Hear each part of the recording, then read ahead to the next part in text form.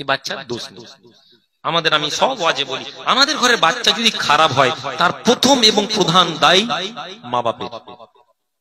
খারাপ নেবেন না। আপনার ছেলে যদি অসভ্য হয়, আপনার ছেলে যদি লোকের সাথে মারামারি করে, আপনার ছেলে যদি লোকের সাথে দুর্ব্যবহার করে, আপনি জেনে রাখুন এই ছেলের দুর্ব্যবহারের জন্য আপনি দায়ী। আপনি বলছেন আমার ছেলে খেতে চায় না, সবার জন্য বলছি।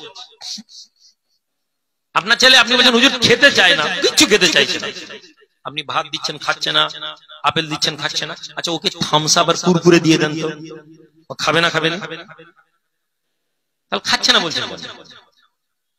তাহলে ওই ছেলে আইসক্রিম দিয়ে দেন তো, ওই ছেলেকে ক্যাডবেরি চকলেট দিয়ে দেন তো, গপ গপ গপ গপ করে খাবে।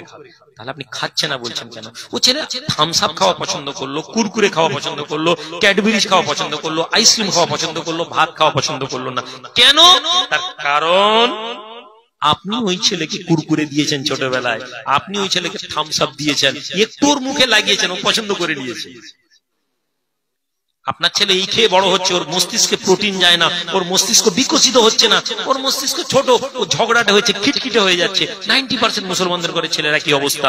মা ছেলেকে খাওয়াতে বসে মোবাইল হাতে ধরিয়ে দেয়, গপ গপ গপ গপ করে খাওয়াচ্ছে, ছেলে হাঁ করে মোবাইল দেখছে। আপনি বুঝছেন না যে আপনি আপনার ছেলেকে কত বড় অন্ধকারে ফেলে দিচ্ছেন।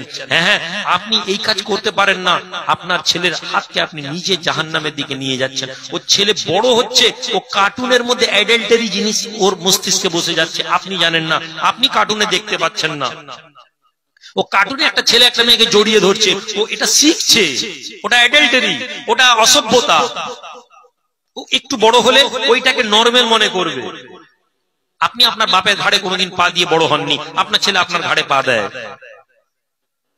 আপনার গায়ে খারাপ লাগে, আমার বেটা আমার ঘাড়ে পা দিচ্ছে, কিন্তু ওই ঘাড়ে পা দেওয়াটা অসভ্যতা, এটা আপনি শেখাতে পারেননি।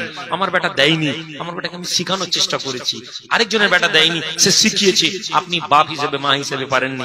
আপনার মা, আপনার স্ত্রী আপনার ছেলেকে শেখাচ্ছে, বলে আব্বা খারাপ, বলে হাসছে, ও ছেলে বলছে। সম্মানিত হাজিরিন, ছেলে মেয়েদের দিকে সময় দিন, ছেলে মেয়েদেরকে মানুষ করুন, ছেলে মেয়েদেরকে ইসলামিক চিন্তা ভাবনা দিকে নিয়ে আসুন।